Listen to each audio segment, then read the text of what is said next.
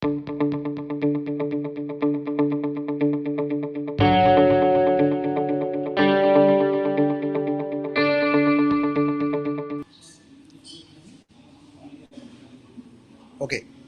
so basically, as you might see, I'm not at a usual classroom environment. I'm not at the usual classroom environment.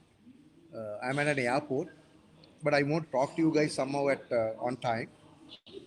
So basically, we are starting the OCS course today for August 2022.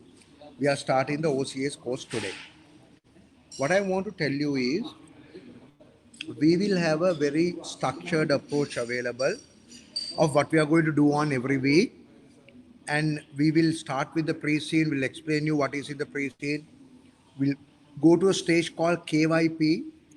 KYP actually stands for KYP.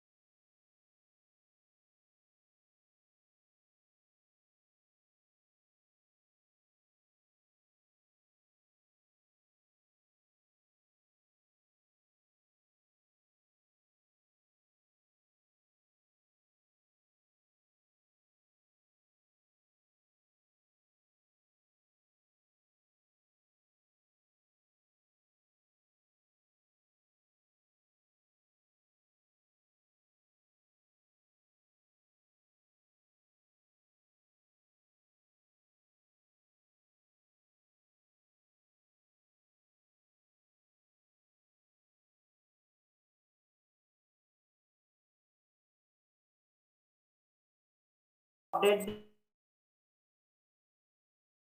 there. So Chandra sir is having a little bit of a technical issue in connecting. By the way, can you see me and hear me? Can you see me and hear me?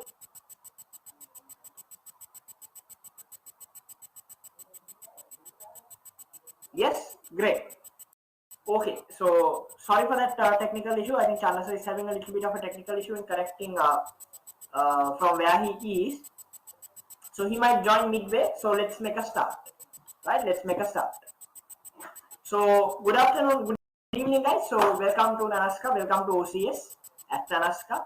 So basically today we'll not be covering a lot of things, right? Today I'll give you our roadmap, right? What is our plan? What is our strategy to face the August case study, right? So, okay, to start off, when are your exams? Anybody? When do you have to face your exams? What are your exam dates? Yeah, August. I know it's August. What are your exam dates?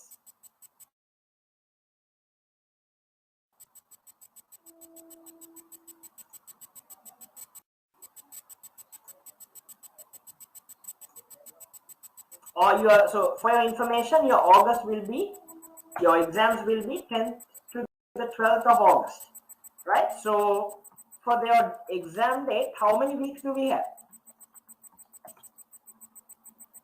How many weeks do you have from today for your exam? Yes. How many weeks? How many weeks do you have from today up until your exam?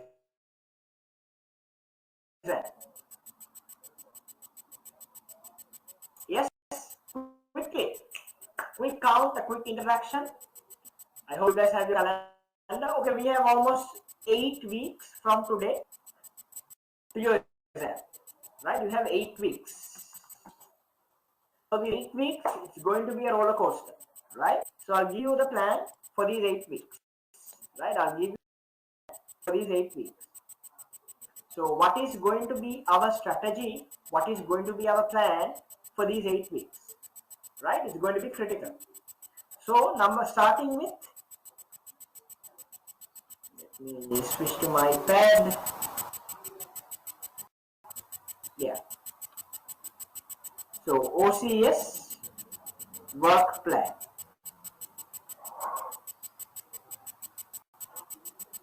Right? So number one, we will be doing a pre-scene analysis. Right? We will be doing a pre-scene analysis. That is number one. So let me number it. Then number two, we will be doing a industry analysis. Right? Then number three, right? So number one, we do a pre-scene analysis. Number two, we do industry analysis. Right? So for this analysis, we also have our document KYP, which is for your pre-scene. For the industry analysis, we have KYI, which is know your industry. Right? Then we have something called a deep dive. So the pre-scene analysis I do with you guys on these live sessions starting from today. Right? So you need to have a hard copy of a pre-scene with you. So I will be reading through the pre-scene along with some analysis of the pre-scene. So that analysis of pre-scene in the written format will be given to you by way of a deep dive. So in the deep dive, you will have the pre-scene. So taking certain areas from the pre-scene, what are the theory areas that could be tested? What are the relevant theory areas? Right? So then, after the deep dive, we have our possible issues.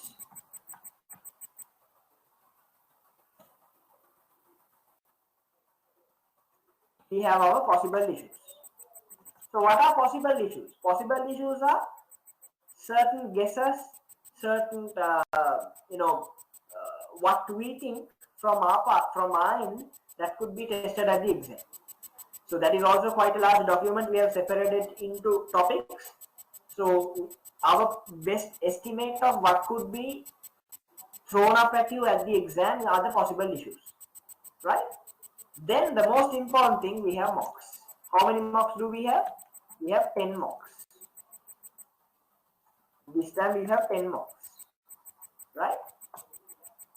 Along with the mocks, we have a power mock and a financial mock.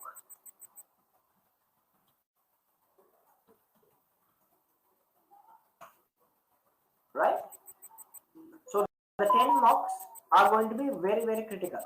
That is what is going to make you ready for the exam. So starting from mock 1, mock 2, mock 3. So mock 1, we will do it well. I will keep the paper, I will send you the answer. So you can review it. You can see, okay, what has been tested, how should be the answering approach be. That is not a problem. Mock 2 onwards, you have to attempt it. Right? Mock 2 to mock 9, you have to attempt it. You have to attempt it. So when you attempt mock, it comes to us for marking. We have a marking team, right, who will be engaged in the marking of your mock papers, and then it will be sent back to you along with the marks. So that is mock 2 onwards. Mock 2 onwards, the marking will happen. Along with the marking, you will have one-to-one sessions, right? You will have one-to-one session based on your performance of the mock. How have you attempted the mock? What are your weaknesses? Where should you improve further? Right? What should be the add-ons that are required to make your answer, to polish up your answer? What are the requirements to make your answer a little bit more attractive? To make your answer a little bit more unique and relevant to the question, relevant to the exam requirement. That is the objective of mocks. That is the objective of mocks. So mock 2 onwards you will start doing, meaning maybe next week or week after. Then most importantly, we have our refresh theories. F1, E1 and P1. Right? Now this is very, very important. Why do I say like that? Why do I say like that? Because OCS is an exam. If I draw a pie chart, right? If I draw a pie chart,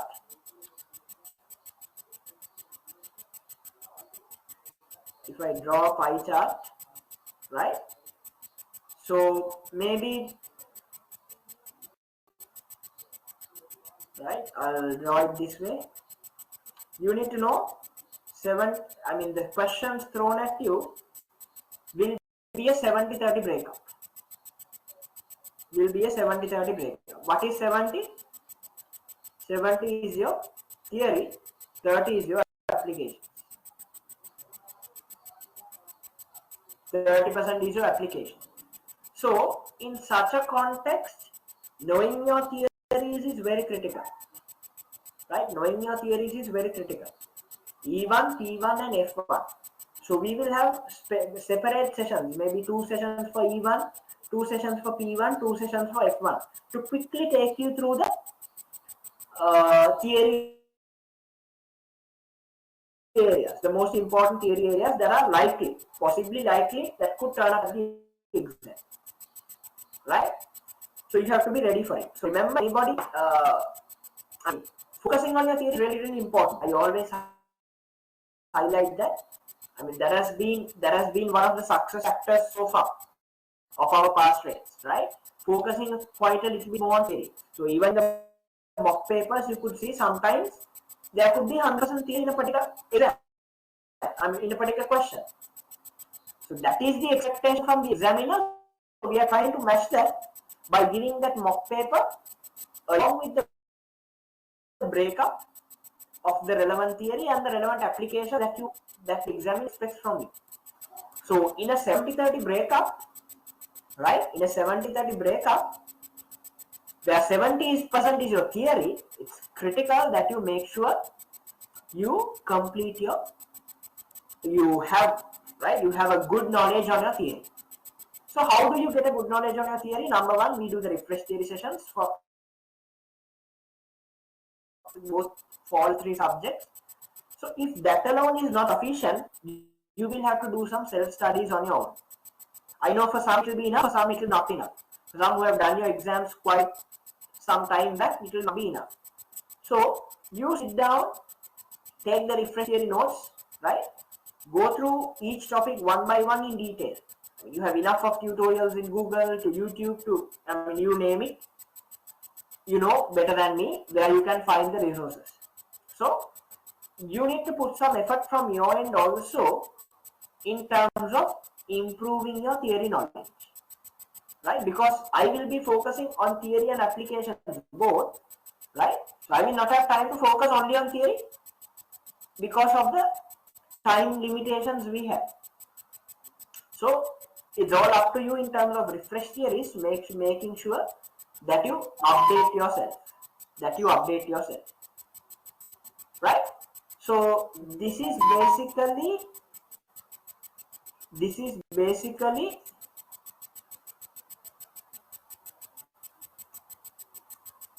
right. So this is basically our plan, right? This is basically our 8.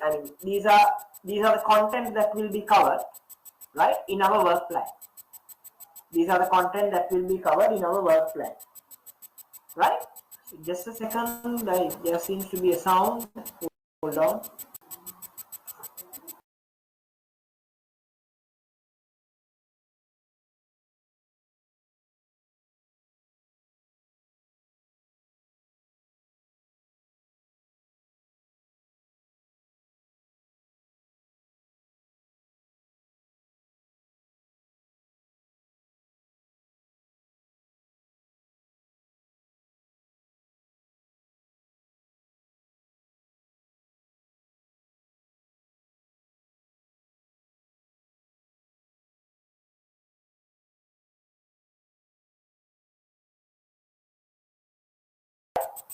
So these are the main or the basic things that will be covered during these 8 weeks, right? It would be, it's definitely a challenge, right, to cover quite a lot of content within 8 weeks, but we have to do it. So the next thing I want is a cooperation from you guys end, right? You need to attend regularly, right? Because you will have access to the recordings, but attending and asking your doubts, clearing your doubts, participating in the discussion is one important thing, right? So that will be pivotal in getting you, in making you familiar with the exam environment, right? So participation and interaction is the other thing, right? Participation and interaction, because I see towards, as we in the first 2-3 sessions everybody will be there, sometimes there could be follow-ups here and there, right? But participation, interaction are two important things going forward for these 8 weeks, right? So you will have to have some commitment for this, right? So from week 3 onwards we'll be stepping on into the mocks. So next week I will discuss mock number 1 with you. And I will discuss mock number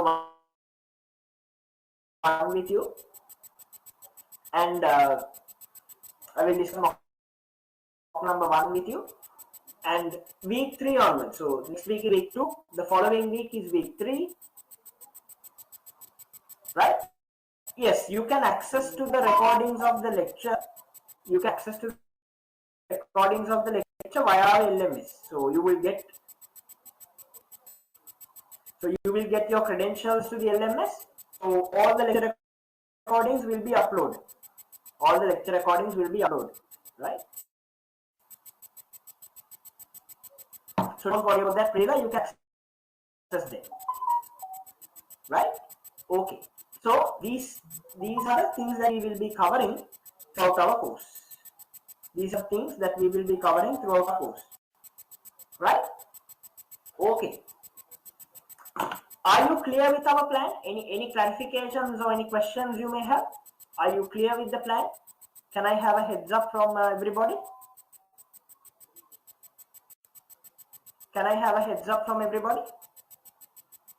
Are we clear with the plan? Do you have any clarifications or questions regarding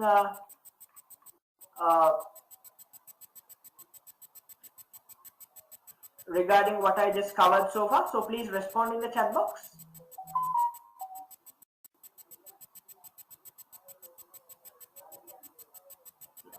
Just a second.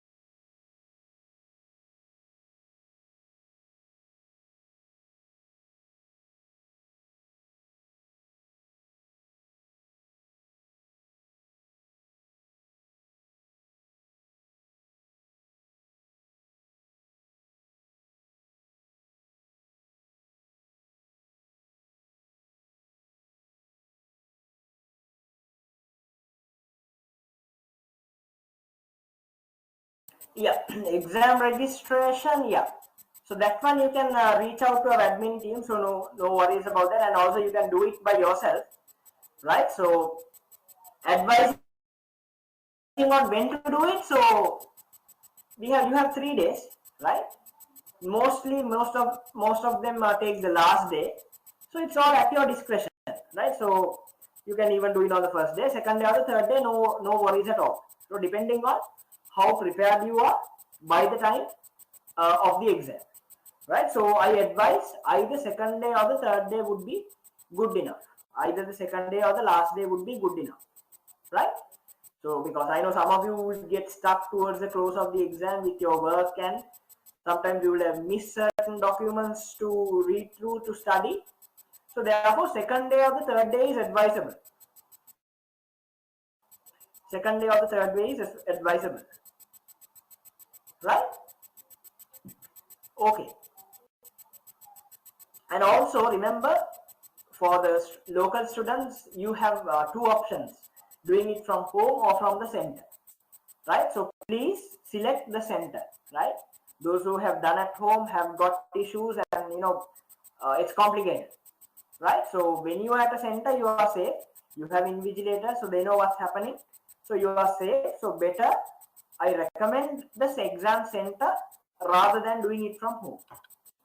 Right? So those are the two things I have to tell you in terms of exam registration. Right? Those are the two things I have to tell you in terms of exam registration. Aruna, hope I answered your question. Right? Okay. Okay, so the others are also clear. Right. Okay.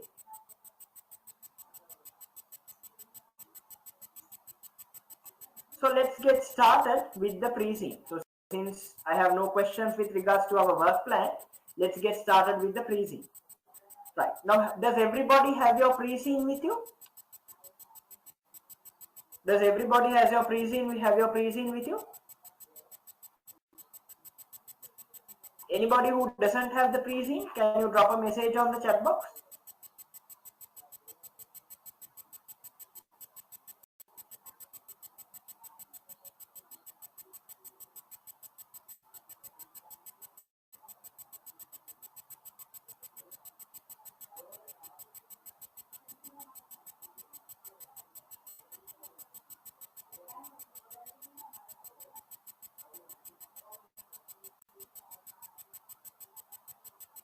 Okay, anybody else who doesn't have the pre-scene?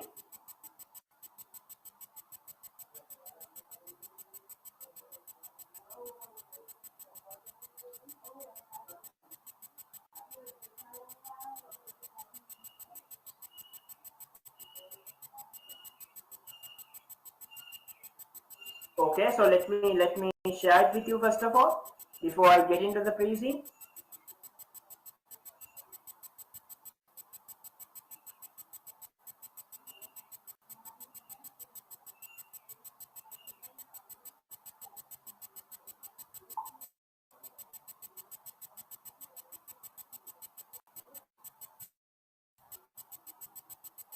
Right, I'll get the pre-scene down for you, so just give me a few minutes. So those who don't have, we'll get the pre-scene down for you, right? So don't worry, all our documents will be available on the LMS. As you register with us, you get access to the LMS. So after maybe or today's lecture, you can find it tomorrow, the recording, right? So anyway, the materials will be uploaded in advance. So don't worry about that. Any issues you have, you guys will be connected with a WhatsApp group. So you can put down any of your questions, issues, any clarifications you have on the WhatsApp group. We can take it up for discussion. Right? Good.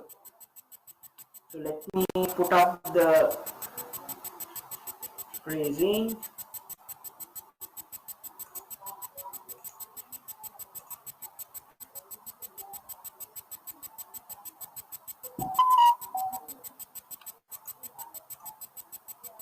Yes.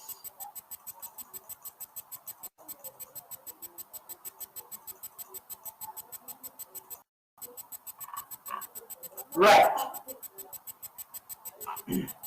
So this is the content of the pre-scene, right? And so let's start our analysis with your role. Right? Let's start our pre-scene analysis with your role. Right? I recommend you guys to have a hard copy. Right? I mean today that's fine. At least from next week, bring a hard copy so that when I do the discussion, right? When I do the discussion, you can take whatever the notes on the pre-scene. Right? I know for those who are in Sri Lanka, you will find some difficulty in getting some paper and printouts, but I mean I recommend to have a hard copy with you so that when we do the analysis, right, whatever anything additional you want to take down, you can scribble it down in your pre-scene, right? So at the end of the analysis, you will have all your content, all your notes in one location, which is your pre-scene hard copy. So I recommend that. I recommend you guys to have a hard copy of your pre-scene, right? Okay, so let me upload the pre-scene here.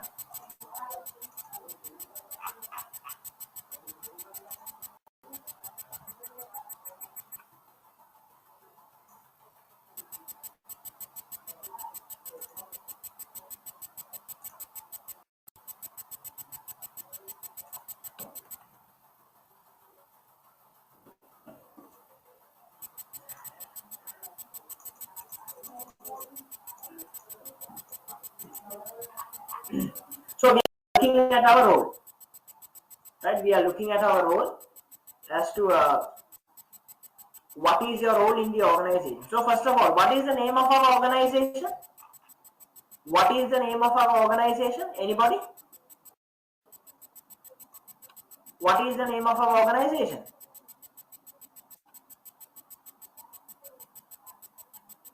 Yes, what is the name of our organization?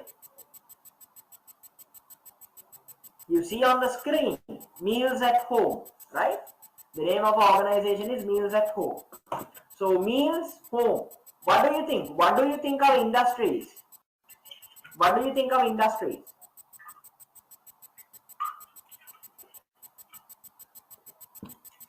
What do you think our industry is?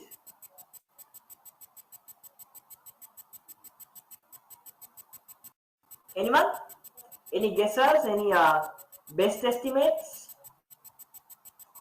Fast food. Okay. F&B. Yes, very good.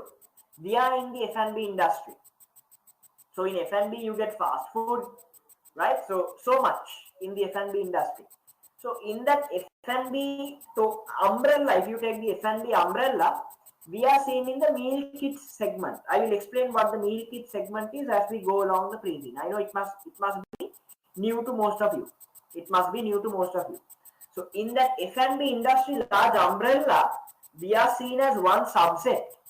We are seen as one subset known as the meal kit industry. Known as the meal kit industry.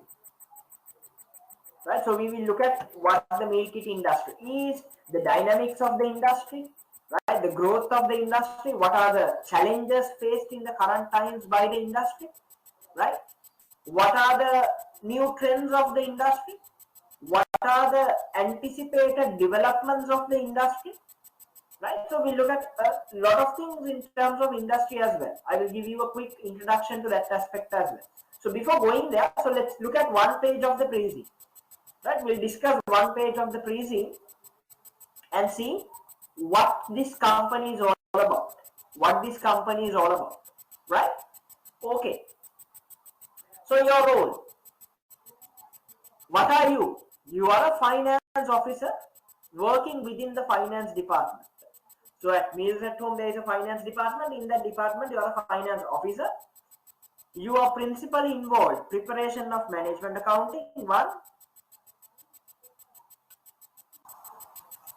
Then again, you provide information to managers to assist in decision making and also assist with the preparation of financial statements, queries regarding financial reporting and other financial matters. So I do see here a break. I mean, if I am to break up your role, you can see five categories where you are involved in terms of your work, right?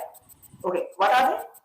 Management accounting, preparation of management accounting information, meaning you need to be thorough with your P1, right? So I told you OCS is a 65-35 or 70-30 breakup where 65 to 70 is your theory. If I take that 65 to 70 out and separate it into E1, P1, F1, P1, trust me, P1 will be 45 to 50% or even sometimes 60%. Looking at your past papers, right? The P1 content, the P1 amount of P1 content in your question will be almost 55 to 60%. The balance 40 to 45% will be your F1 and the E1. And also if I again do a breakup, it will be maybe 30% from your F1, another 15 to 20% from your E1. So in terms of prioritization of your refresh theory, you have to go with P1, F1, E1. Right? You need to go by P1, F1, E1. So we will discuss, okay, in P1, in that 45 to 50%, what are the most frequently tested areas? That comes when we do our P1 refresh theory. It could be variance analysis, linear programming, right? ABC, activity-based costing, then absorption and marginal costing. How are you going to switch from an absorption costing to a marginal costing or from an absorption to a ABC, right? Then your inventory management, EOQ, economic order quantities, right? Then in variance analysis, we go into detail. Your basic cost variances, operational planning variances, and then your sales mix and quantity variances. So we go into a detailed breakup when we do your refresh theory. So here I'm just giving you some insights as to how your content is broken up.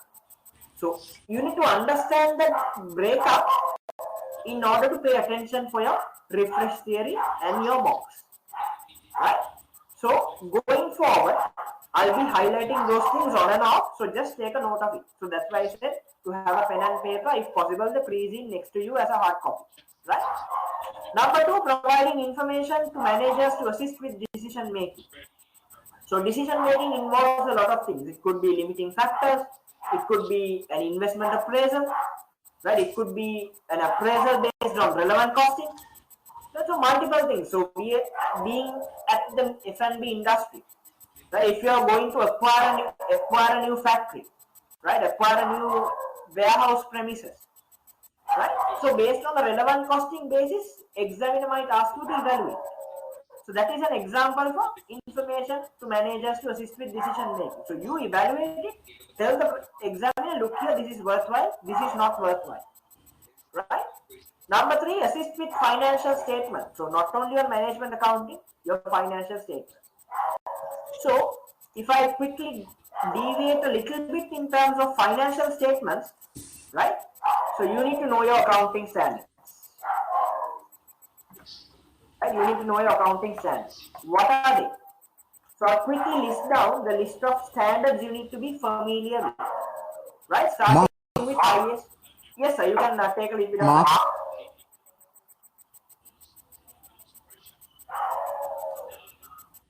So you Hello, can take Mark. a little bit of time. Yes, go ahead. Mark. Sorry, I'm very sorry. As I said, I'm not in the normal conditions.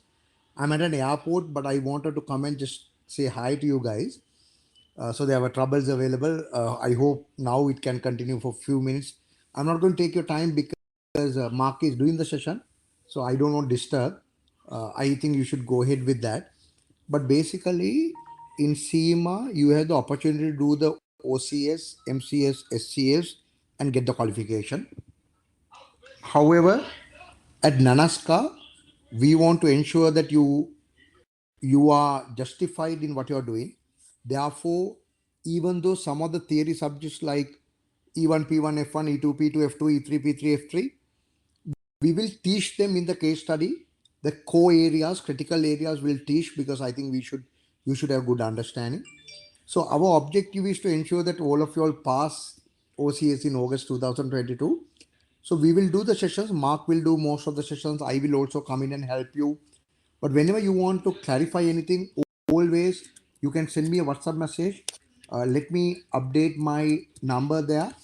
You will see my mobile number that I have uploaded there, that I kind of typed there. You can send me a message at any time.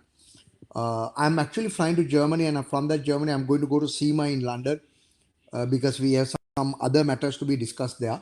I'm not sure whether I can go. I will be able to go to German. I will be able to go to UK, but German, I'm on the way. So I want you to just be comfortable. Start the journey slowly. Mark will do a perfect job without any exceptions at all. Whenever you need my help, I'm also there. You have my number there. Whenever you need to share anything with me, whenever you have a concern, always let me know. I'll also come in and help you with the session. So since I disturb you all in the middle of the path, I don't want to kind of continue doing that. I want Mark to run the show today. Let him continue. I'll come and talk to you all separately. So sorry for the trouble. I just want to come back again because the line got discontinued. Thank you very much. Please go ahead. Mark, sorry, you please start and go ahead. I'll be in touch.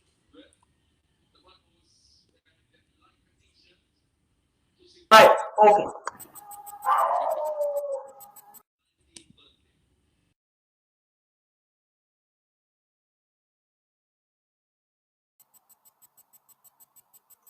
So in terms of F1, you need to be familiar with the accounting standards. So I'll just quickly list down whatever the standards that you need to be familiar with. So IAS2, what is IAS2? Anyone? what is that what does IAS2 exactly? IAS2 is about inventory. IAS2 is on inventory.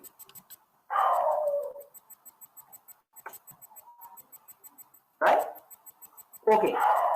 Then again we have IAS10. What is IAS10? What is IAS10?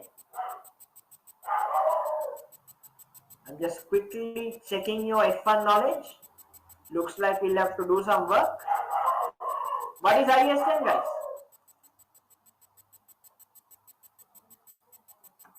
Events after the reporting period.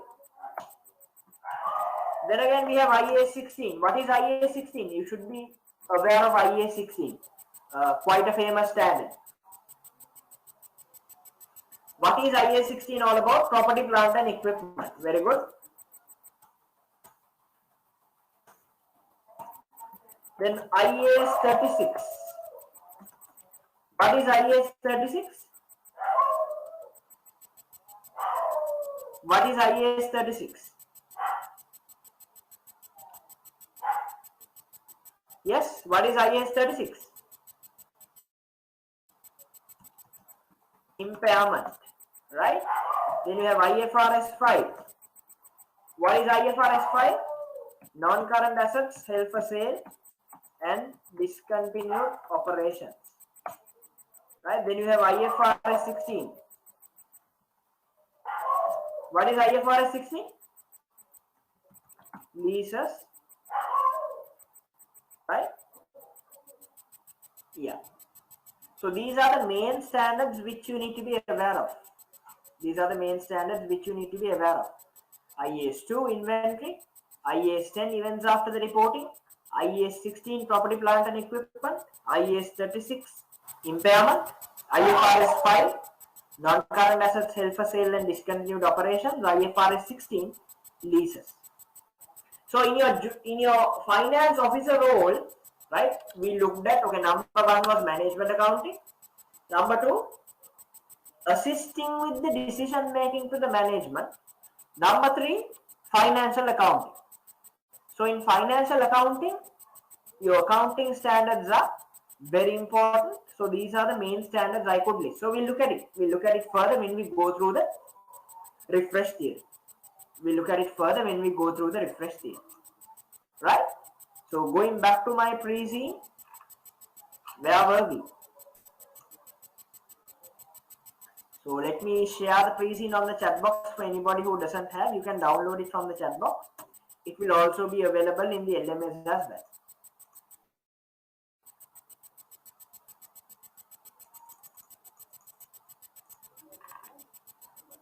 Right, so we were looking at our role.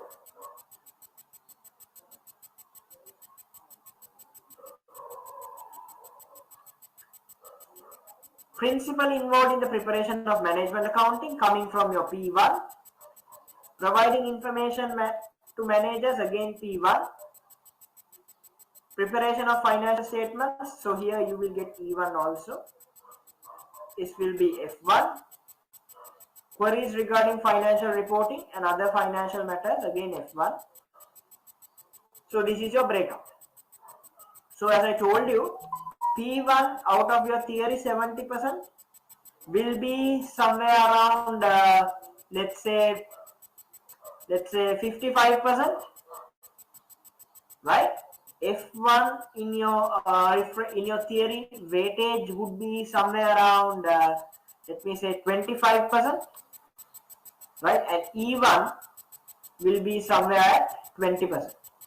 So this is a decent indication of how you will be tested in the exam from your theory area. So this makes up the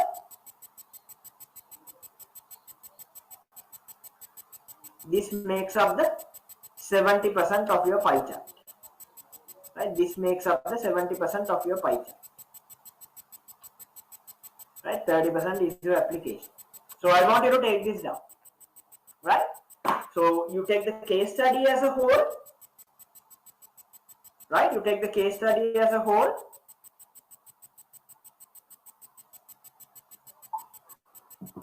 70% is theory, 30% is application. So if I break that 70% up, this is your breakup. P1 55%, F1 25%, E1 20%. Right? That is how the breakup is for your theory. So when you do your refresh theories, keep this in mind. When you do your refresh theories, keep this in mind. Right? So that is our role. So you are a finance officer. We'll look at the hierarchy.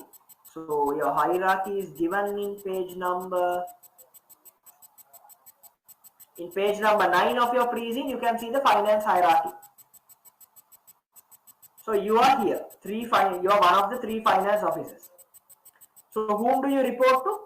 You report to the finance manager. Finance manager reports to the finance director. Right? So interesting role. So you report to the finance manager. You are being a finance officer, you report to the finance manager reports to the finance director. So finance director might be reporting to the chairman or the MD. So let's look at it when we come to the organizational structure. So since we looked at your role, I just showed you the hierarchy of the finance division. Right? So you report to a finance manager. So are you clear with your role?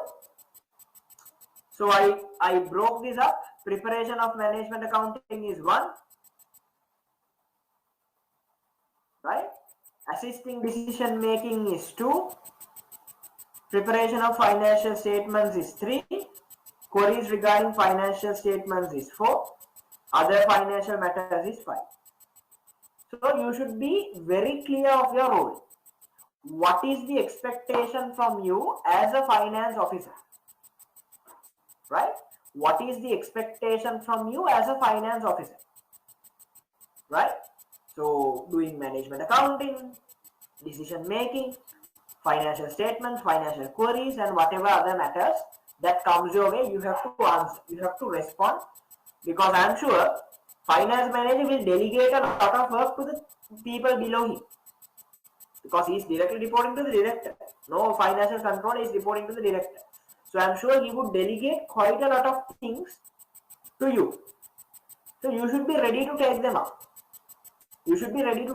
So the things he delegates to you will be in this proportion.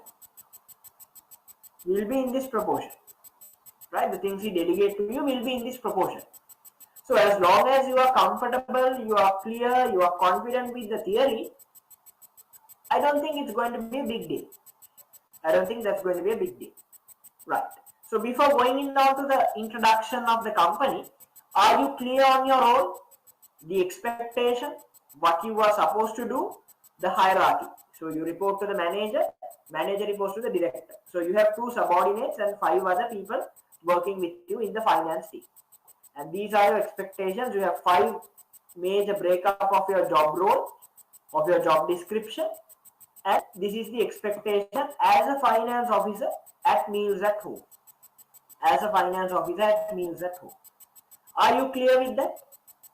Are you clear with the role? Are you clear with the activities you are supposed to do? Are you clear with your expectation? Can I have a quick heads up on the chat box? Are you clear there?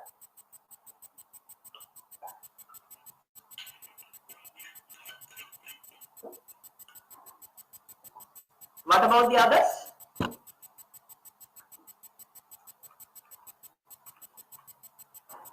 others?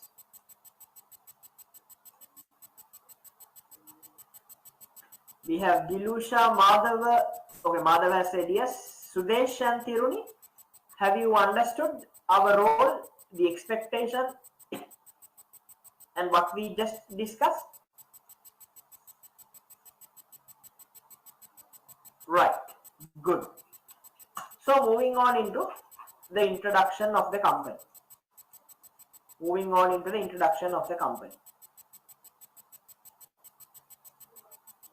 So Meals at Home is a company that sells meal kits.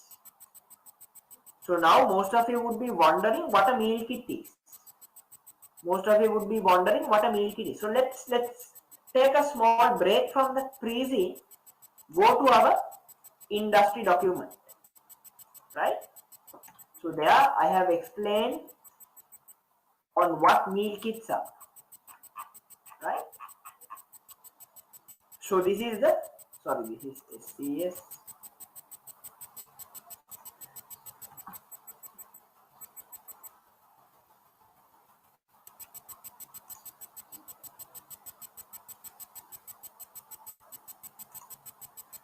No, not this.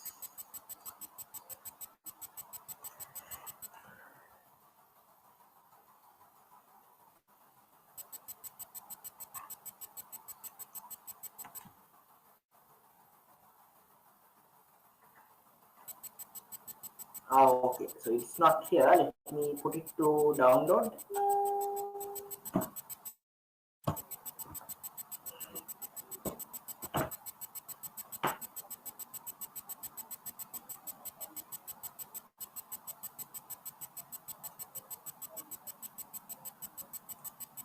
Right. So till that gets uploaded into our portal, I want you to read the first two paragraphs. Or rather, I want you to read up to this point, the first three paragraphs. Can you quickly read these first three paragraphs? Right? Read the first three paragraphs. I'll get back to you soon.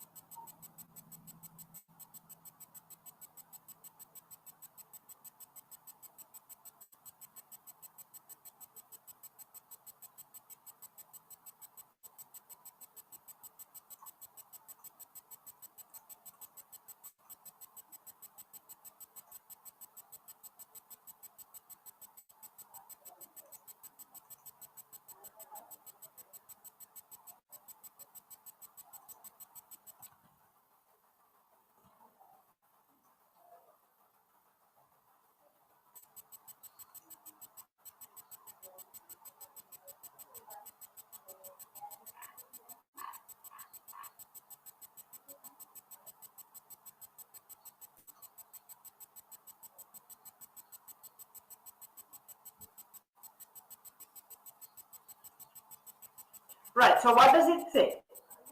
So I'll come back to meal kits in a moment. So we sell meal kits, right? So to give you a quick explanation on meal kits, right? Meal kits are basically a pack of ingredients, right? A pack of ingredients that from which you can make a meal out. Now let's say you come home after work. Let's say both the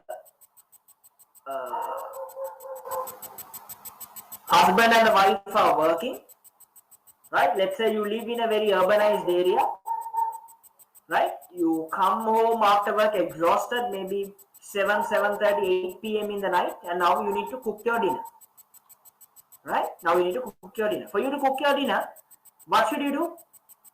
That will take at least 1.5 to 2 hours. So what a meal kit, I mean, that's where a meal kit comes into play. If you have a meal kit, let's say, okay, let's say for dinner you want to have, let's say you want to have pasta with some, chicken or whatever, some gravy. Now a meal kit will have pasta, it will have all the spices needed to make that pasta, right? It will have meat in a frozen compartment. Maybe the meat is half cooked, you just need to get it boiled, get your pasta into the thing and get it boiled. Maybe half an hour would be enough for you to get your meal prepared. So that meal kit will have all the ingredients, from spices, from pepper to salt to from curry powder to everything. Your meal kit will have, right? So everything is there in that meal kit. It's a consolidated package of your dinner. You just need to cook it, right? You just need to cook it. So you might, otherwise you will have to, maybe on your way home, you'll have to go to the supermarket, think, okay, what should I buy? What are ingredients that are needed to prepare this meal? So it's just a hassle for you, right? So that's where a meal kit comes into play. It's a pack of ingredients, right, for a particular meal, a pack of ingredients for a particular meal, using which you can prepare your meal quite easily. You need not do shopping for each and every meal, getting down whatever that is required to prepare that meal. No. All the ingredients required to prepare the meal is delivered with the meal kit. Is delivered with the meal kit. So nothing to worry. Nothing to worry. Right? Yeah. Still uploading.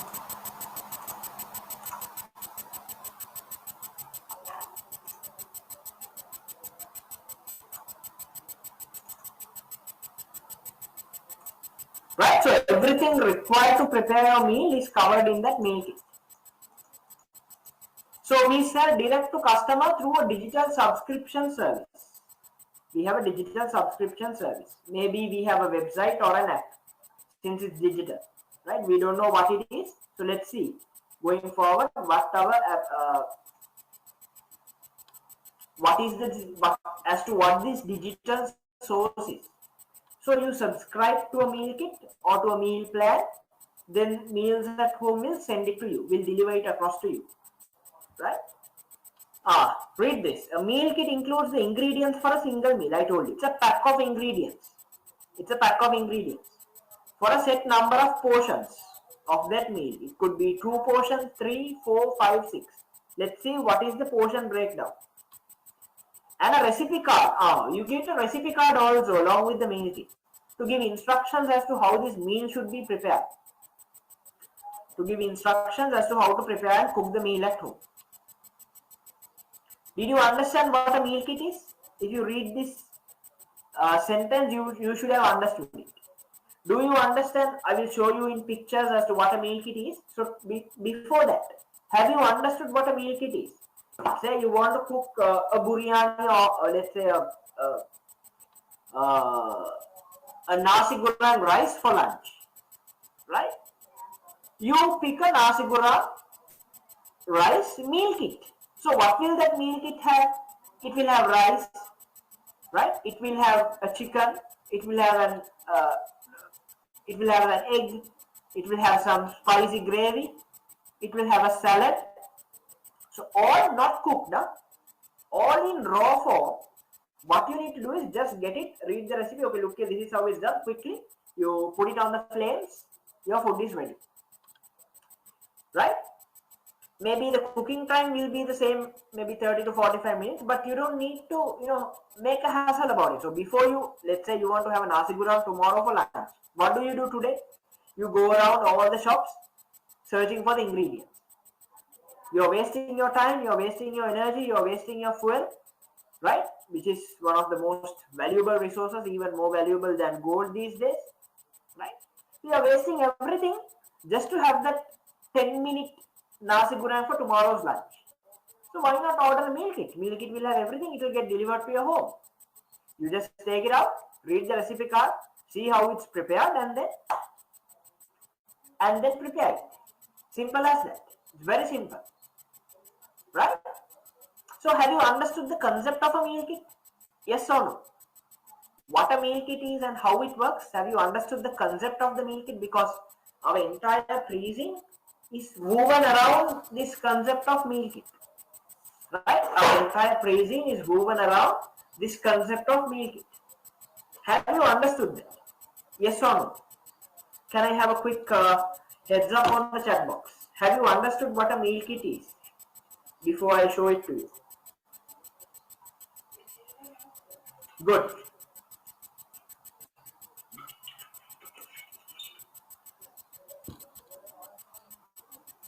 Right. So our currency is in dollars. We are in New Land, country in Europe.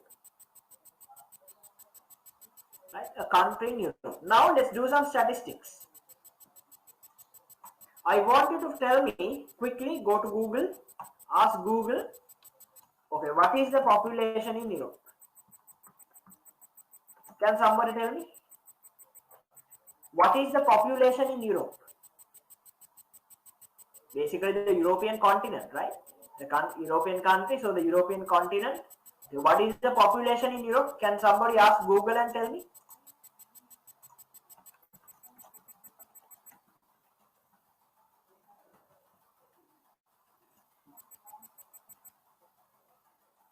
Yes, what is the population? What is the population in Europe? Can somebody tell me?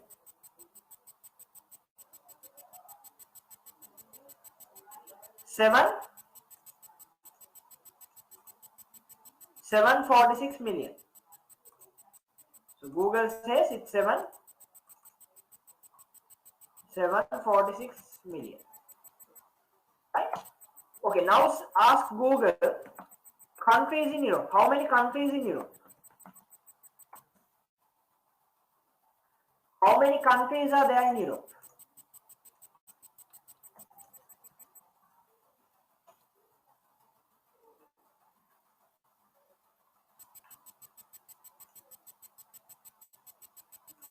Yes, how many countries are there in Europe? 44. Now take average population per country. What is the average population per country?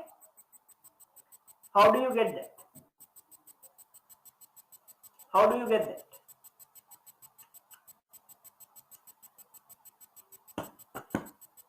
Yes, how do you get it? What is the average population per country?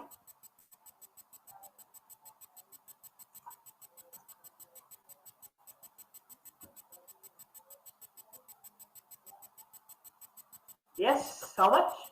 16 point. Okay, let's round it down. Let's make it 17 million. Right? So, we are a country in Europe, right? Not specified. This is hypothetical. Newland. We have $N as our currency. But if you take in general, we have, our country has about a 17 million population. I'm taking a very hypothetical estimation, right? This is a very hypothetical estimation. We found out the population of Europe, identify the countries in Europe, found the average population per country, which is 17 million. Fair enough, no? 17 million, a little bit smaller than Sri Lanka, right? So, let's average it out. So, 17 million is a good number, right? 17 million is a good number. So, we are serving a country with a population base of on average 17 million, meaning the market is huge. Right? So, can we get an urban-rural breakup? Urban-rural, let's ask Google and see whether we can get an urban-rural breakup of Europe.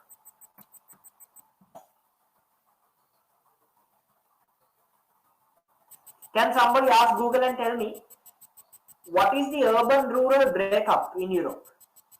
Is it 60% urban, 40% rural? Or how does it work? Yes, anyone?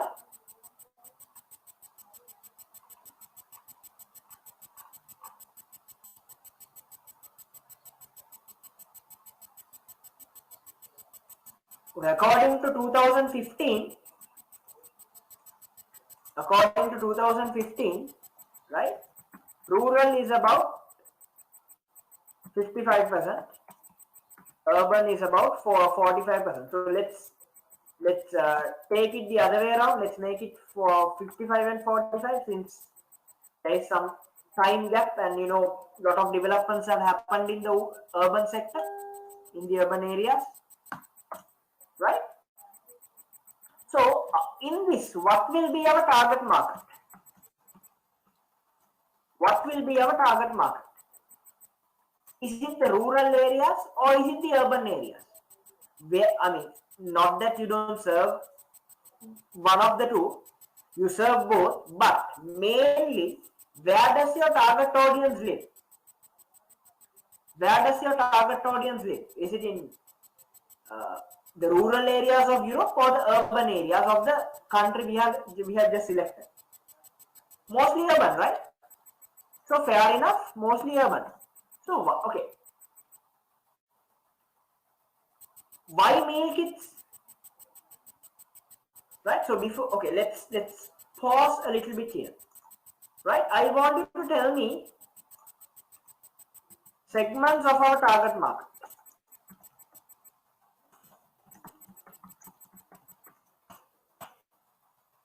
Who are they? Segments of our target market.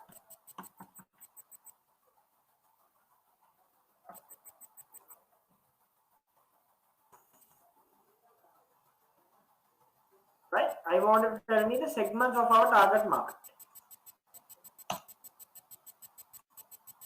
Meaning, whom are we targeting? Are we targeting individuals?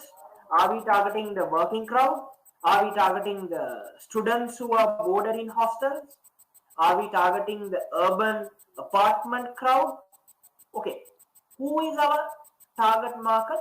Can you give me some segments? Can you give me some context onto some segments of our target market? Basically, it will be people with busy lifestyles, right? People who love to try new flavors, right? People who love to try new recipes, not flavors, new recipes, right? So, who will be that target market? I'll tell. I'll start off. I'll give you one. The working crowd. Can you give me another example of the segment of our target market?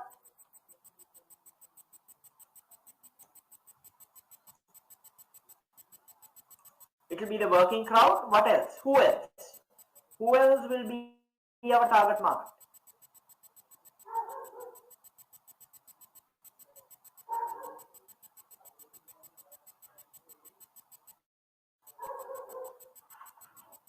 Who else will be our target market?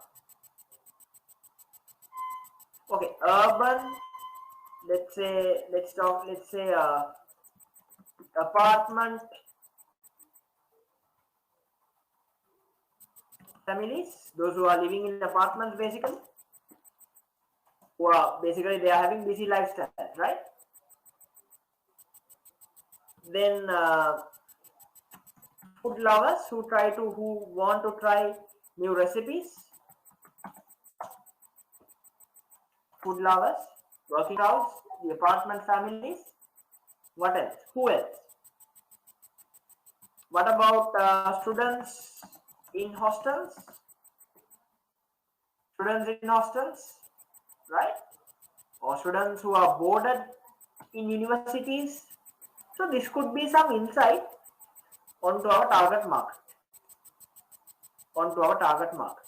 Segments of our target market. I'll leave that there a little bit. Now, if I quantify our target market, right? If I quantify our target market, you are saying it's mainly urban, right? So how much is our target market? 17 million into urban is 55%. How much is that?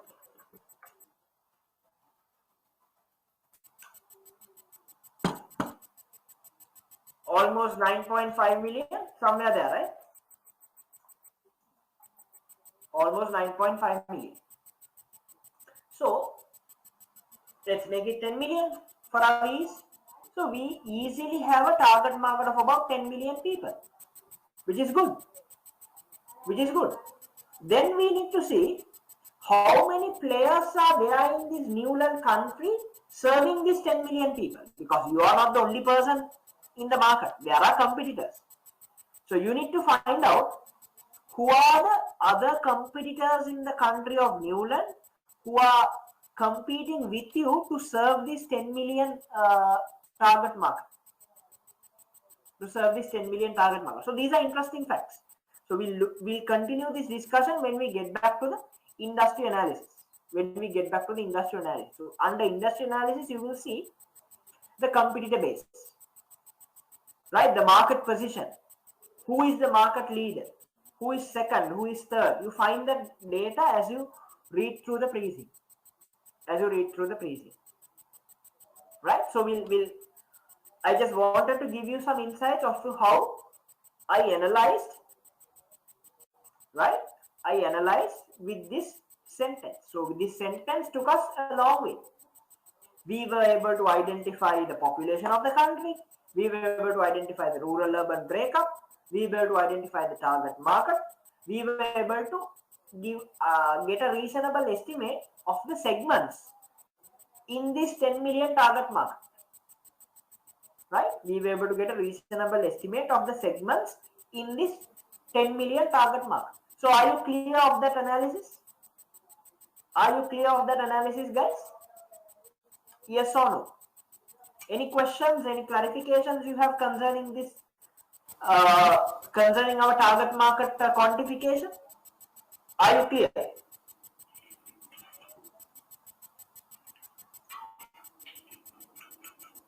Great. What about the others? What about the others? Everybody, can I have a quick heads up? Good. Right? So this is our target market. So let me switch to the industry analysis and show you how it is.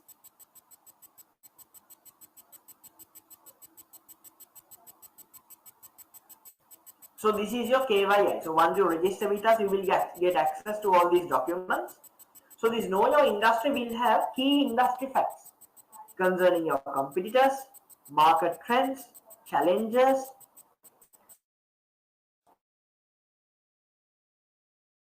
Find a similar real world company. You go down, you see a similar real world company that is in existence. So what I always do is I always tell the students, okay, follow their Facebook page, follow their Instagram, follow their LinkedIn. See what type of promotions, what type of content are being posted through their social media platforms. Right? I mean, those are practical information, right? I'm sure you guys will be very comfortable with getting down the 70% theory. But the 30% application is very important for you to familiarize yourself to that 30% application requirements. You have to consistently engage with these things. Go to the competitor's website. See what is being posted. Look at the content. Look at the e-commerce site. See what are the improvements we can suggest. We have some information about our e-commerce site down the pre-scene. We'll look at that. So when you look at the competitor's website, when you see, feel and try it, you will get to know the challenges, or you will get to know what are the new things that could be added on, which is there in the competitor's website, which is not in ours. So following a real world company during these few weeks is very critical. You will understand how their operations are like. You will understand how their promotions and offers are like. You will understand how they interact with customers. Right? You will understand how they respond to the market.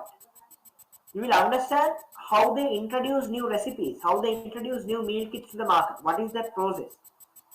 Maybe a teaser campaign, you come up with a brand ambassador, right? Remember, you have marketing in your E1, right? So those things could be tested. Right? So the KYI has quite a little bit of content, right? The company profile, about meal kits, history, top companies, trends in the industry, challenges, big data usage in the industry, coming from your E1, about HelloFresh.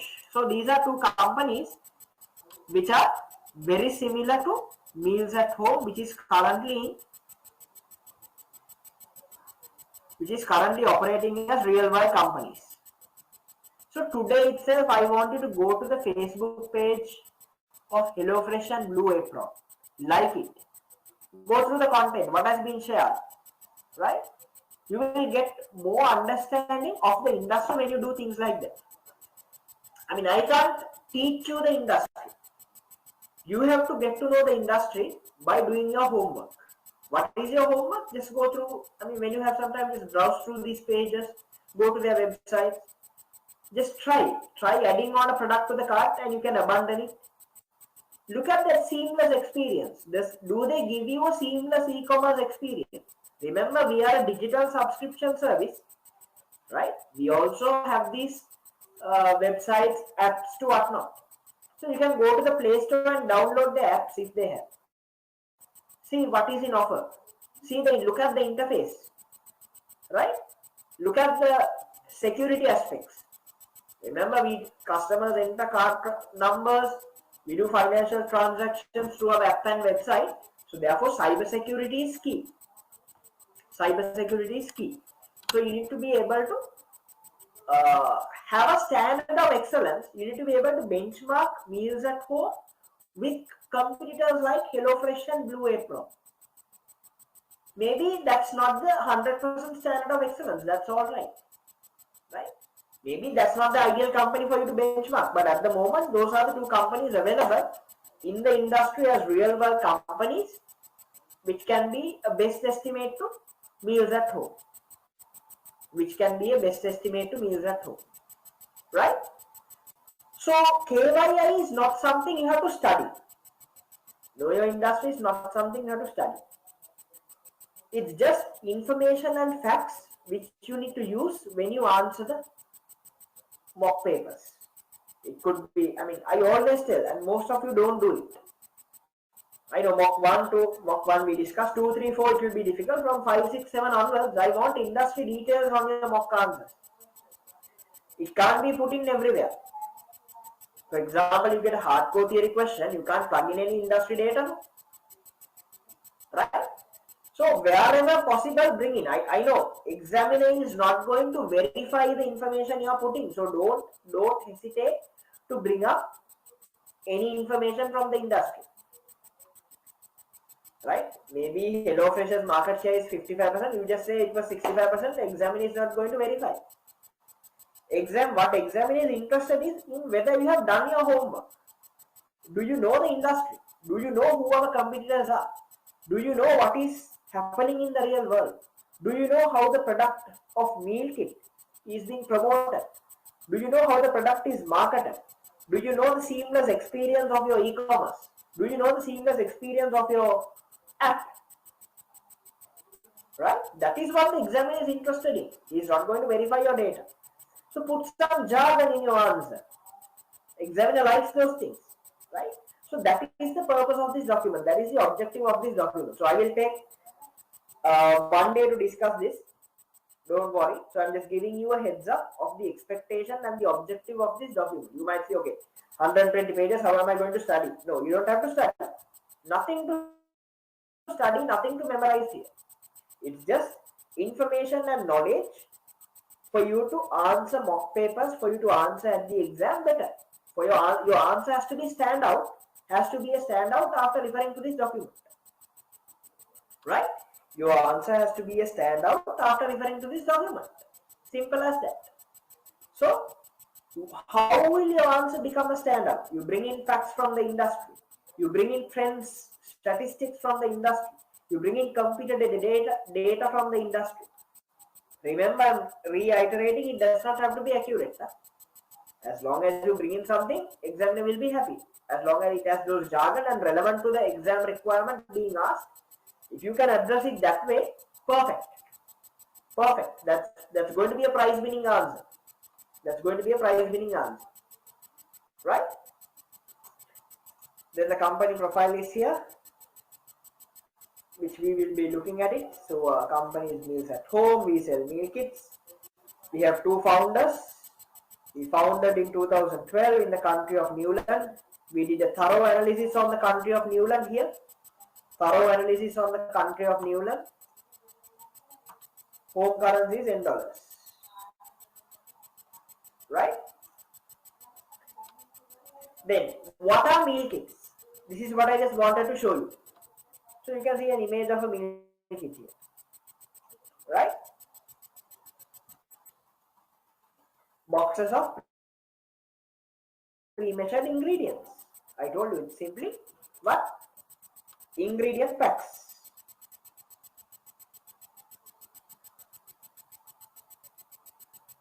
Ingredient packs. Along with a recipe.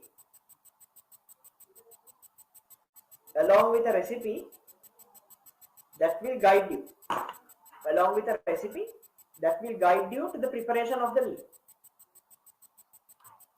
Along with a recipe that will guide you to the preparation of the meal. So it's simply, in basic terms, it's a pack of ingredients, right?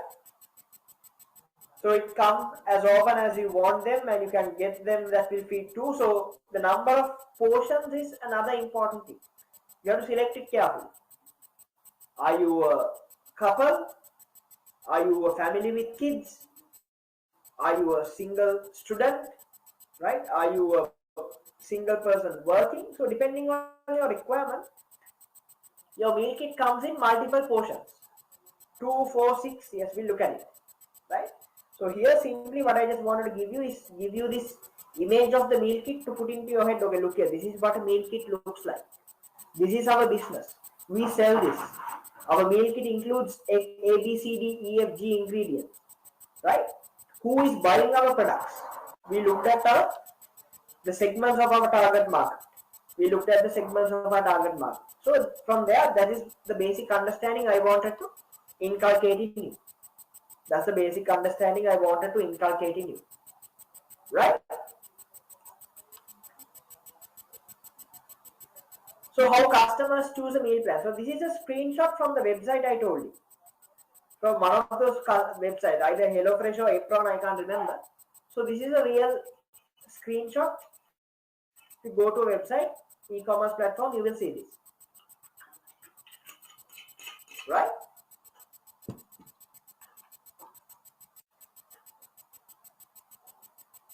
So this is another image of a meal kit. Here you have your vegetables, your fruits, spices, then some meat. So meal kit for a, okay, this is meat free. So it's meal kit for a vegetarian. Right?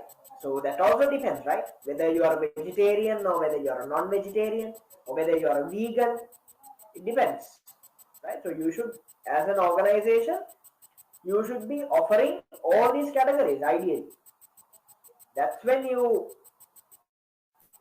promote diversity and inclusion. If not, you are opting out certain customers. If not, you are opting out certain customers. Right?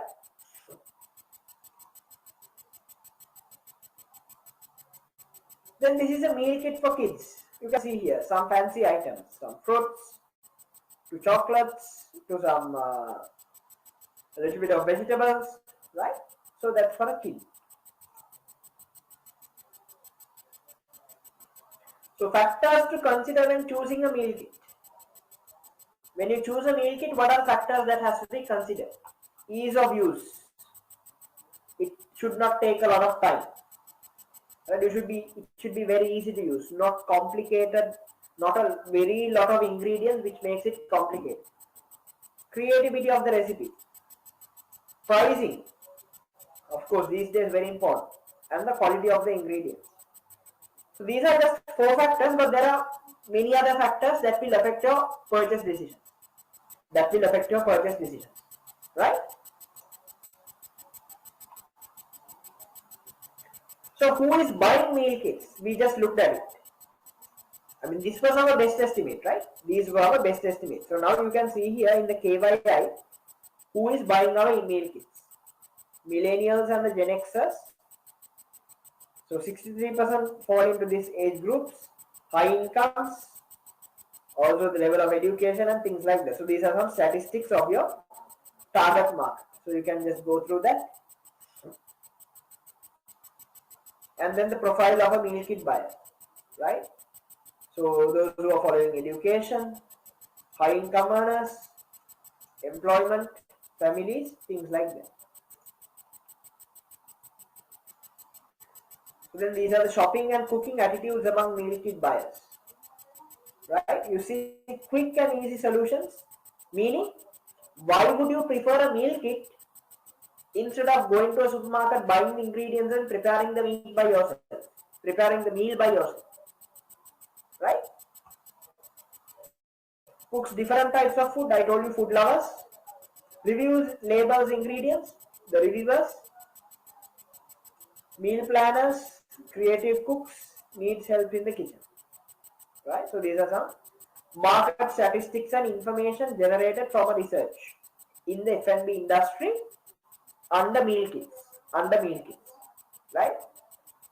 So why do people buy? I told you, time saving, right? We can choose a food variety, it's time saving.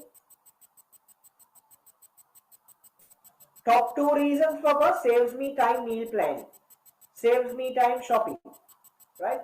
To try new recipes, things like that. So those are the main reasons why people buy meal kits. Those are the main reasons why people buy meal kits, right?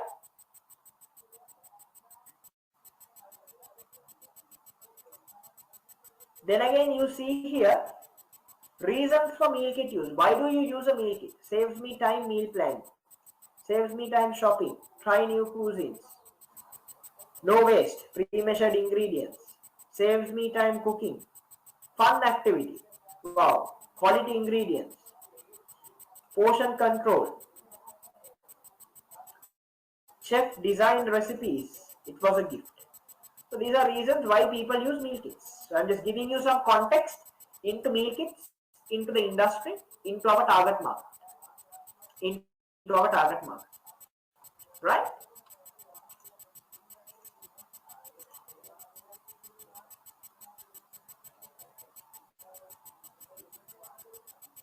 Right, so with that, I'll just pause here and get back to the paging.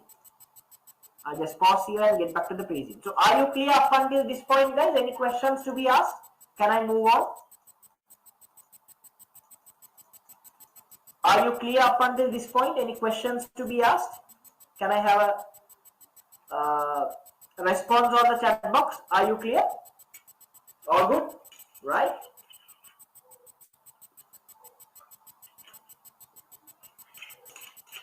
I've been talking since morning, so I'm taking a lot of water. Just excuse me for that.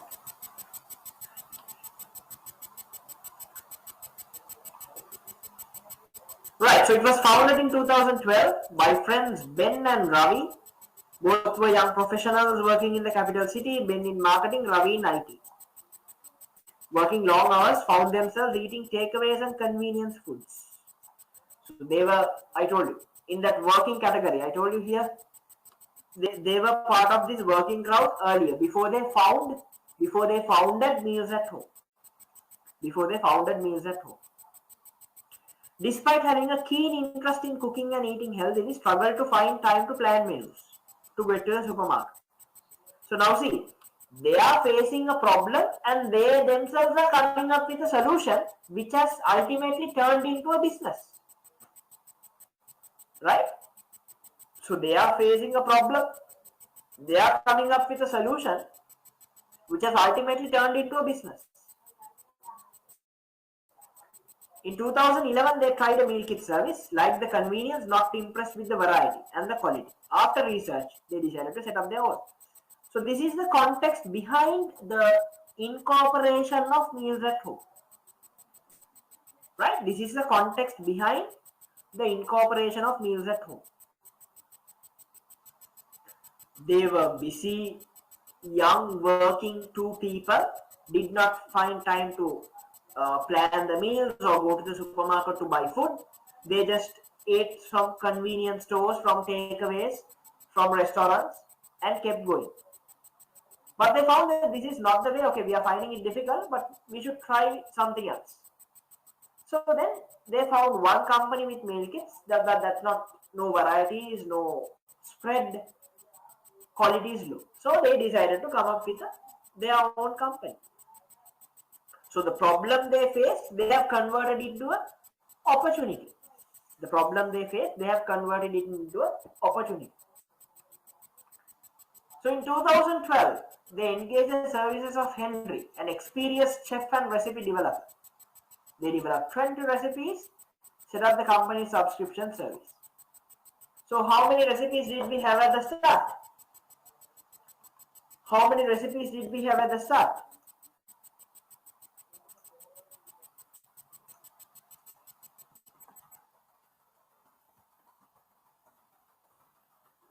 Yes, how many recipes? 20. Can somebody run through the pre-scene and tell me how many recipes do we have now? Can somebody run through the pre-scene and tell me how many recipes do we have now?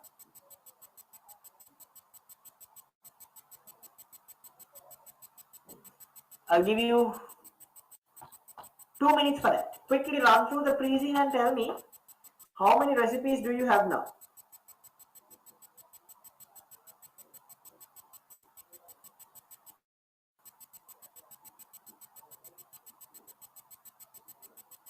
No, 20 was at the start. Now, as an organization, where do they stand? Now, as an organization, where do they stand? How many recipes do they offer to their customers?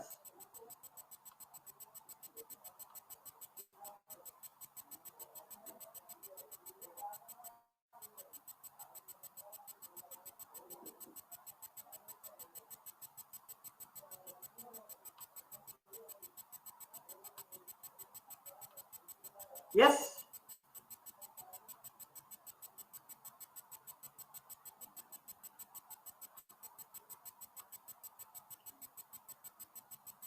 No, not 50 is availability per week.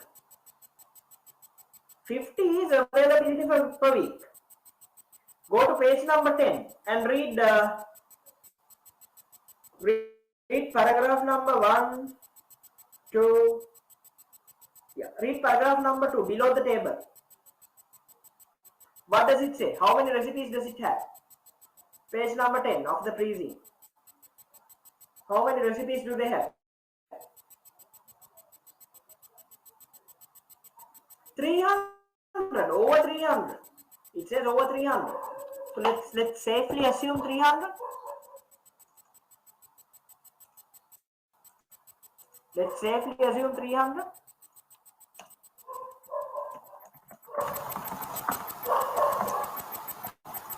So can you tell me what is the growth? What is the growth in the recipe? I want it as a percentage.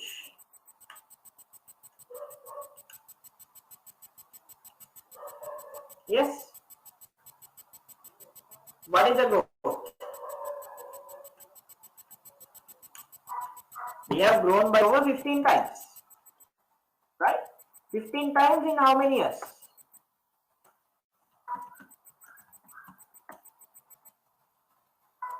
Yes, we have grown by 15 times in how many years? 2012. Our latest year under consideration is how? What is the year? Financial statements 2021. So 2012 to 2021. How many years is that? How many years is that? 12, 13, 14, 15, 16, 17, 18, 19, 20, 21. 10 years. So we have added 210 recipes in 10 years. So per annum, how many new recipes are you coming up with? Per annum, how many new recipes are you coming up with? Let's say 30, approximately around 30.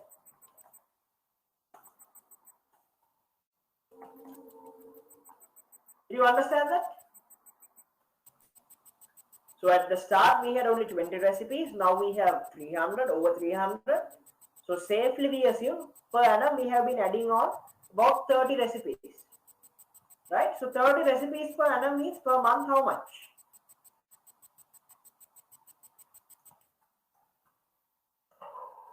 $30 divided by 12? 2 to 3 recipes per month. 2 to 3 recipes per month. 2 to 3 recipes per month. Right? Is that enough to serve a 10 million target market? I don't know. Out of 10 million, how much our market share? We'll look at it when we go to the industry review. So coming up with 2 to 3 recipes per month, that has been our performance. So when we go to the industry, we'll come back, review and see, is this really enough? Should we expedite our new product development rate? Do we have a new product development team? Do we have an R&D team who is formally looking into this process? So 2 to 3 recipes per month By the looks of it, looks like it's not enough, right? So we will see going forward. Let's connect these numbers with what we come across in the pre-scene as we read through, and we'll make a call whether it's enough or not enough. Whether it's enough or not enough, right? Just take a quick note of this. Right. First milk kit sold in January and were available to customers within a 60-kilometer radius. First year of trading made 4.5 million, which is huge, right? 4.5 million.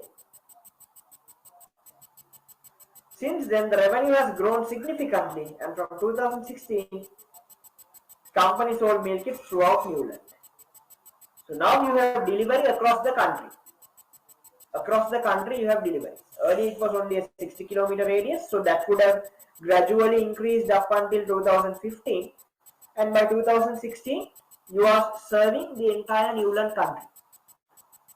You are serving the entire Newland country.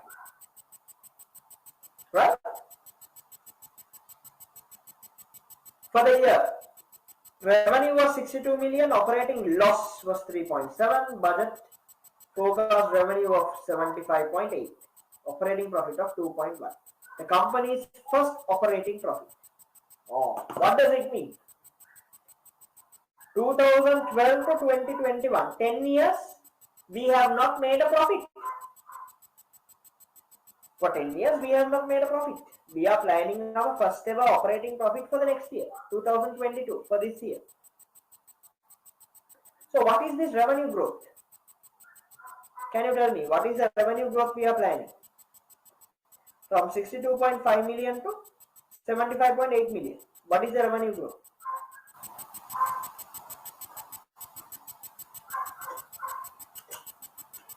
Yes. Quick maths. What is the revenue growth anticipated by the company in pursuit of its first ever operating profit? What is the revenue growth you see here?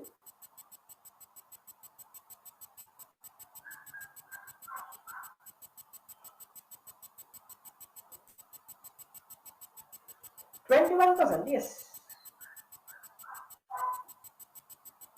Very good, 21%. Right? So what is the mix of recipes to generate that incremental 21% revenue? We have no visibility over, right? The mix of recipes we are going to use to generate that incremental 21% revenue, we have no visibility over. So let's just keep it aside. So we are planning a 21% revenue increase and the first ever operating profit. Survival and growth possible by investment and support from venture capitalists and business angels. Slow path to profit is consistent with other meal kit companies. So what do you see this company as? Is it a, don't you think this is a very, this is a startup? Do you agree with me if I say, oh, these two joined together in 2012, 13 they started selling. So isn't this a startup? In the startup, right? So if you rate your startup, right? Take the life cycle of the startup, right? If you rate your startup, where do you think we stand?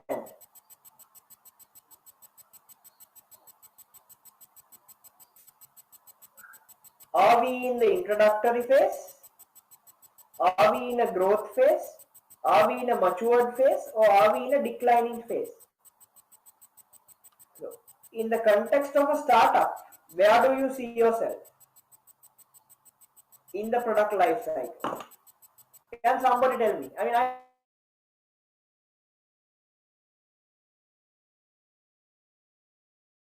it's subjective. So in the context of a startup, where do we stand? Is it introduction, growth, maturity, and decline? Where do we stand? Yes, give your comments, please. Feel free to come up with your comments.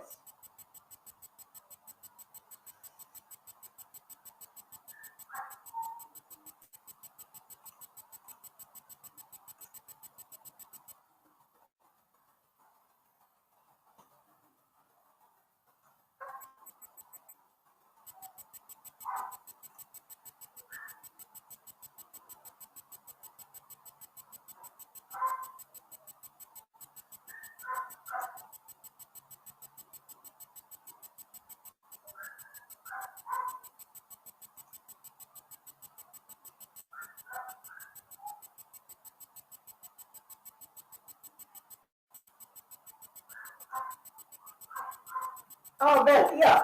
As most of you say, I agree. We are somewhere here. We are somewhere in the growth phase. So, we are just shifting from introduction to growth. Even that could be considered. We are just making that move from introduction to growth. Right? So, in the growth phase, we are in the early stages of growth. So, it's normal for a startup to make losses during this phase.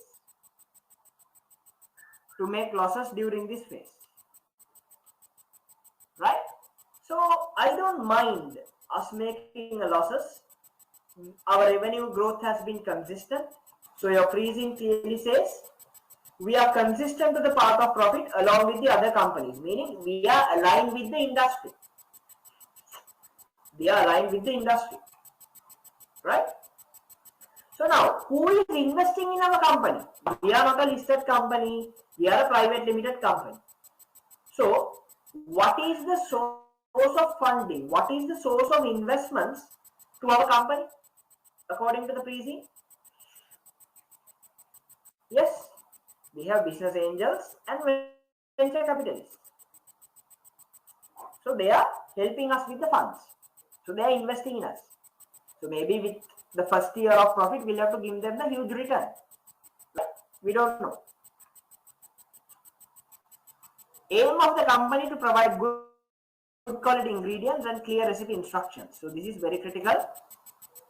Remember when I took you through the KYI, one of the reasons when assessing factors to consider buying a meal kit, quality was one of the main 4 reasons.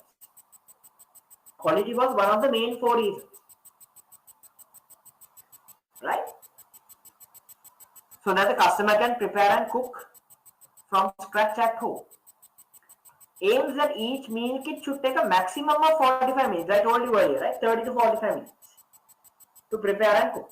So it's not overloaded. It's not complicated, right? They have a standard set of ingredients. Whatever the meal, whatever the number of portions, to have a maximum cooking time of 45 minutes. Each recipe is calorie counter. Focuses of many recipes is on low carbohydrate and high nutritional value. This is a very good initiative. You are being socially responsible, right? You are keeping the people informed of their calorie intake so that they can, work out or do some exercises to burn those calories. So the head office is located 40 kilometers outside the capital city. Location of the company's development kitchen where new meal recipes are developed and tested. So at head office we have a separate development kitchen. Maybe the research and development people, product developers, product managers would be there. They are doing research on new recipes, identifying market trends, see what the market wants, identifying customer needs and coming up with recipes to match that requirement, to match that need. They might be doing that. Within 5 kilometers of the head office is the production facility where the kits are assembled. Right? So that is straightforward.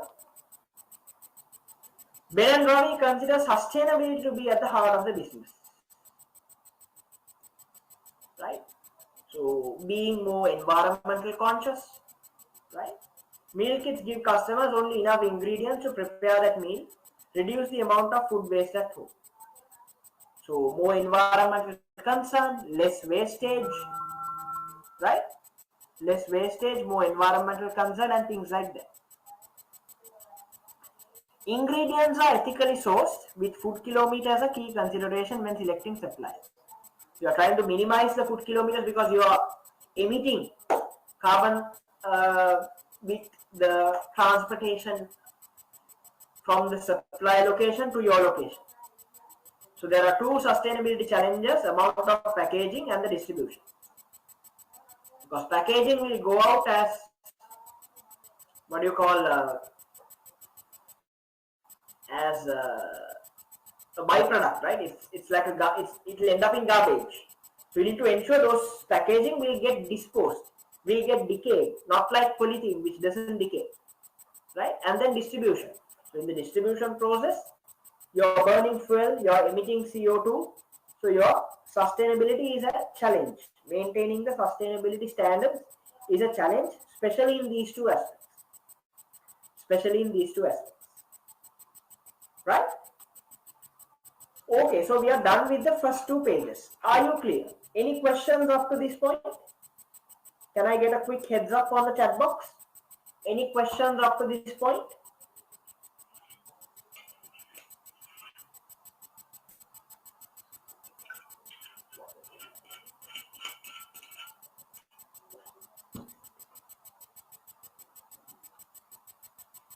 All good? Very good.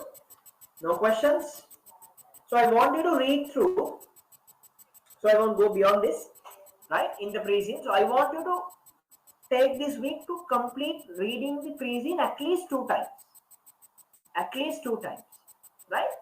So that when you come for the next class, since you have attended this, you will be much more comfortable as I go through the next pages.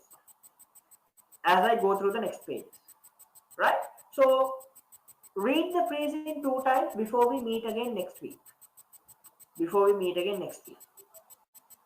Right? So yeah, I'll just give you a quick glimpse of the KYP as well. If it's uploaded, I can give you immediately. Yes. Right? So this is your know your pre-scene document which I was talking about. More or less a quick summary of your entire pre-scene, right? In a snapshot, in a glance, with certain additional information plugged in wherever required. So this is the content lineup, the executive summary, company strategy, operations overview, industry, financial analysis, key issues. So this is the content lineup of your KYP. Right? Then in the introduction, you will have the company. So we have 507 employees, something which we didn't come across today. Right? Then this was one very important thing, health and nutrition and sustainability, which we came across towards the latter part of the discussion. Right? So through this, you can do a lot of business development. Right? You can partner up with gyms. You can partner up with schools. Right? You can partner up with fitness schools. Right? So maybe when they buy from you, you get a 5% off the monthly subscription from your gym, or from your fitness school. There are a lot of partnerships we can look at, right? In terms of, you know the answer of matrix, like product and the market.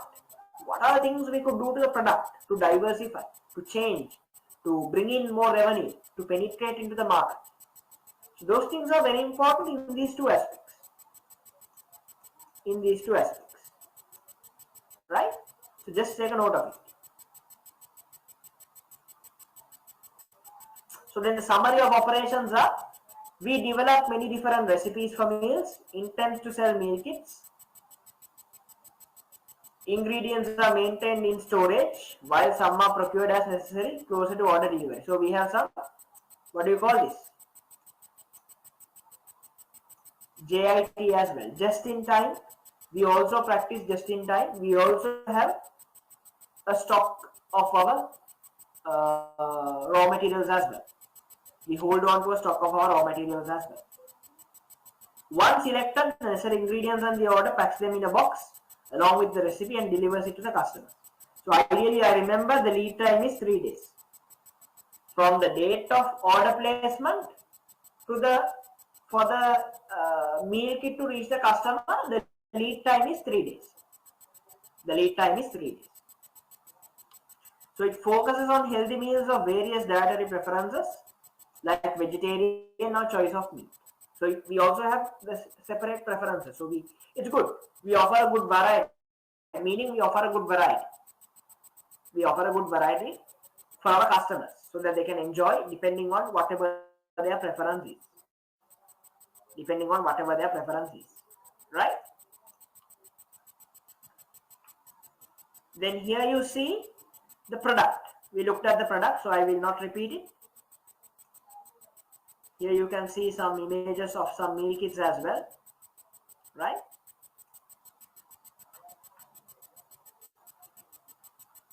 Then why meal kits? The pros and the cons. Convenient, simple, good food, others. The cons are the cost involved, the size, impermanence, environment. Right? Sometimes you subscribe for it, you get it, and you don't end up preparing the meal. It's a wastage, right? Things like that happen, so it's unavoidable.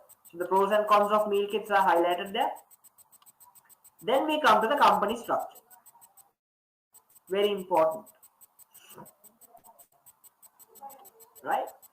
So you can see here, what do you see here? Can you tell me some observations of our company structure? What is missing? Or what do you think we could do more to make this company structure a more structured, a more what do you call, a streamlined company structure? Do you see any weaknesses? Do you see any change that needs to be done immediately to this company structure? Can I have your thoughts on that? Can I have your thoughts on that? Do you see any changes, any weaknesses you see in this structure? Changes you propose to be incorporated immediately? Yes or no? What are the changes you think? I mean, looking at it, what do you think is missing maybe?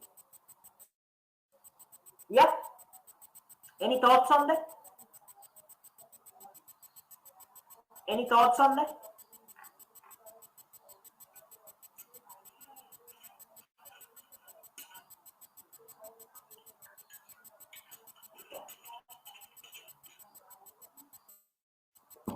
Exactly, we don't have a CEO, we don't have an MD.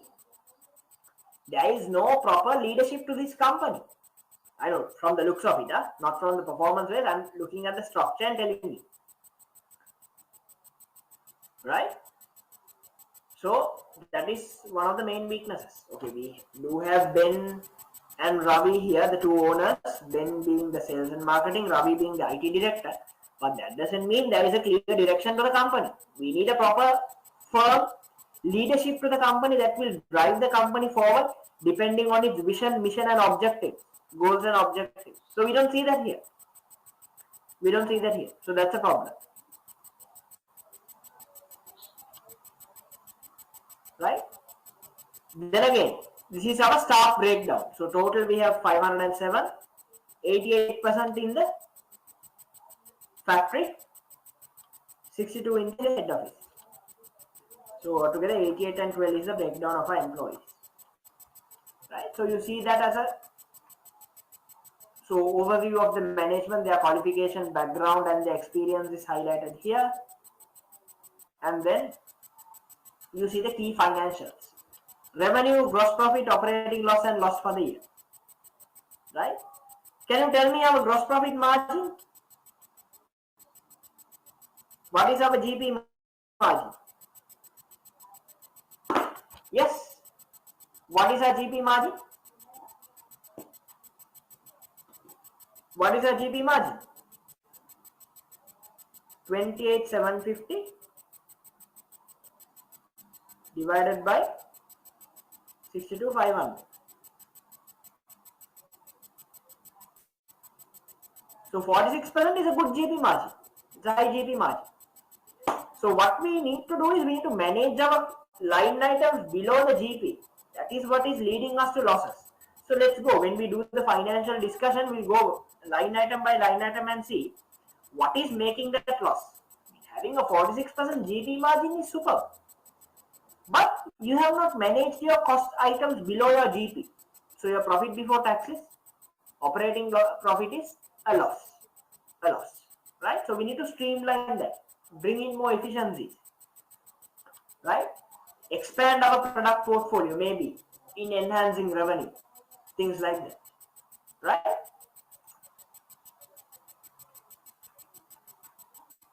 Then you see the company strategy, right? The history, the founding growth, and the present. Then you see the strategies for maintaining our market position, factors affecting demand for the meal kits. So you see a lot of important information in this document. Growth strategies, I just looked at it. Remember, I highlighted when I spoke about health and nutrition and the sustainability part. So what are our growth options? We can't be stagnated every day. We can't be in the same position always, every day. We have to look at growth options. What are the possibilities? Where can we partnership with? Where can we merge our operations with? What are the new products we could develop? What are the new sales channels we could develop? Right? We still only have a digital channel, right? Maybe we can have a small counter in the supermarkets of New Delhi, right? Depending on the portion and the one you need, it will be a quick preparation and you can take it home. Out of the 10 million target market we quantified, right? Of course, they are not like Sri Lanka, so I'm not sure how to talk about the digital penetration rate. So in this 10 million, maybe 90% would be using smartphones. Still, there is a 10-15% who is used to offline shopping. So they are going to miss this product. So why don't you capture that also? Why don't you capture that also? 10-15% is a somewhat a considerable amount of a market share. 10-15% is a considerable amount of a market. So why don't you capture that? So what are the alternative sales channels you can tap into to capture those untapped markets, untapped target segments, right? Things like that, right? You see them here, growth strategies. And then you see, I told you the NSOF matrix, product and the market. What can we do to develop further? The product development strategy, market penetration strategy, development strategy, or a diversification. Market development is possible, right? We are still only in New Zealand. We can offer our products to other countries in Europe. We can slowly start that expansion phase as we gradually move into profitability. So that is a possibility. Right? So promotions, discounts, improvements, and special offers for existing products is market penetration. Develop new types of meal recipes like vegan, gluten-free. They also come as product development. Expand into other geographic areas outside New Zealand is market development. Moving into distribution or manufacturing, packaging, and unrelated diversification comes into the diversification strategy. Right? So that is the application of the ANSOF matrix to meals at home. Then the key performance indicators. Maybe as part of the balance scorecard, you can use this. Business growth. How can you measure your business growth? What are the indicators? Right? Number of new products released, meal kit sales per unit, profitability measures like GP margin, net profit margin, operating profit margin, growth in profitability year on year. Then the environmental impact, footprint, carbon footprint, renewable energy, amount of renewable energy you use of eco-friendly logistics. Maybe you can partner up with a courier who is using electric vehicles for distribution, who is using hybrid vehicles for distribution, where the relative carbon emission is lesser when compared to gasoline vehicles. Then customer satisfaction matrix, market share, customer reviews, customer complaints, retention rates, customer turnover, how many customers are not renewing their subscription, how many are abandoning the cart, things like that. Then other lead time, idle time, defects, employee turnover and satisfaction scores falling into your L&D function of the balance scorecard. Right? Then also you see the balance scorecard here. All the four perspectives: financial, customer, internal process, and learning and growth. The four perspectives and the relevant KPIs. Right? The four perspectives and the relevant KPIs. Right? Then what are the critical success factors for meals at home? Right? Of course, our products, the technology we use, the convenience to customers, the relationships we have with our stakeholders, especially suppliers, delivery partners, right? The environment, since we are a company focused on sustainability, we'll have to have more attention on the environment, the inventory we hold, competition, and employees, right? So all these are very important factors when it comes to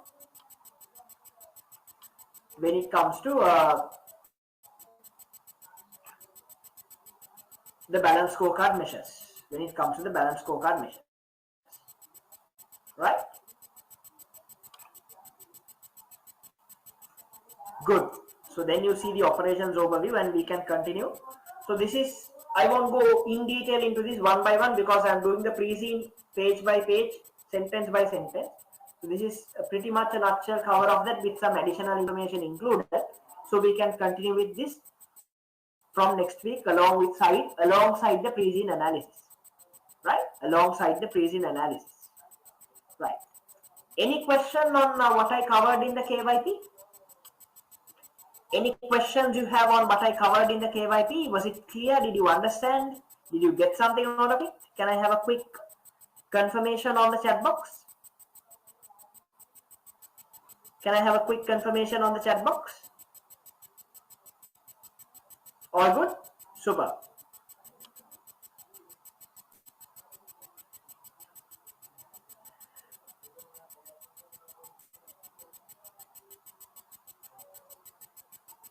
Super. Right? Okay. So then it's now all in your hands. Right? So once you register, you will get access to our LMS and these documents, which will be available there. Right? So we will meet again on next week, Sunday, 6:30 to 9:30. You know, these days there could be interruptions here and there with this power cut. Right? So even today, I'm not at home. I had to come out since my power cut was from 7:30 to 8:30. I had to shift to another place. So there could be changes here and there. So I will update each and every change in the WhatsApp group. So be very active in the WhatsApp group. Right? If you have registered and not yet added to the WhatsApp group, please drop me a message. So my number goes as this. My WhatsApp number goes as this. Right? So all our class related schedules, I mean our normal class schedule is on Sunday 6:30 to 9. Right? Then as we go along, after maybe 3 weeks, we will have a weekday session at night, maybe 8 to 10 p.m. Right? Otherwise, we won't have time to cover our refresh theories and mocks to all of that. Right? So just expect these things, you know. I hope you understand the situation we are in.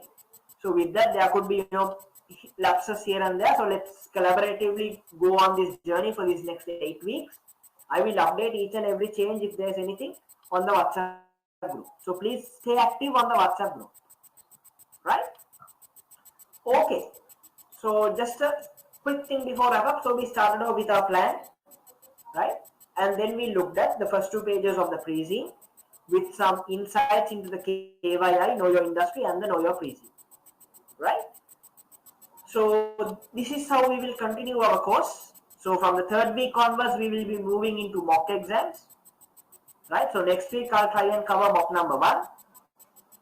So if you register and if you get access to the LMS, go through the refresh theories this week, at least once. You have 3 PowerPoints, E1, P1, F1. E1 go through once, P1 go through once, F1 go through once. That would be enough. So that you are ready when I discuss mock number 1. So that you are ready when I discuss mock number 1. Right? So that is all I definitely mock is based on the pre-scene, otherwise. So it will all your mocks will be around this pre-scene. Don't worry. So you have 2 things to do for next week. Number 1, what is number 1? Read pre-scene how many times? Twice. Number 2, go through P1, F1 and P1 refresh theory documents once each. So this is your homework for the next week. Meanwhile, if you come across any doubts when you read, anything you need to be clarified, then and there drop a note on the WhatsApp group. I will flag them and I will take it up for discussion next Sunday. Clear? So can I have one final confirmation? Are we all good before we wind up? From everybody on the chat box, are we all clear on the plan? Clear on, did you understand what we discussed today? So the plan for next week, are we all good before we wind up? Just a final conclusion, a final heads up. Good. Right, so then thank you very much for joining. I'll see you again on next Sunday. Right, so if there's anything, you can call me or you can WhatsApp to me. We'll keep in touch. So take care, stay safe, and have a great week ahead. I know not the best times to have a great week, but you know, troubling times, testing times, we've all got to be in this together. Right, so let's just face it to the best of our capabilities, right? So we know there is one objective. Till that objective is being accomplished, let's go for it, right? Thank you very much. Good night. Yes, session will be uploaded by tomorrow to the LMS. The session recording will be uploaded. Don't worry. So the session being done today will be uploaded on the next day, right? That's how it works. So today's session recording, you can access it tomorrow from the LMS if you have registered, as long as you have got your credentials for the LMS, right? Okay. Thank you very much.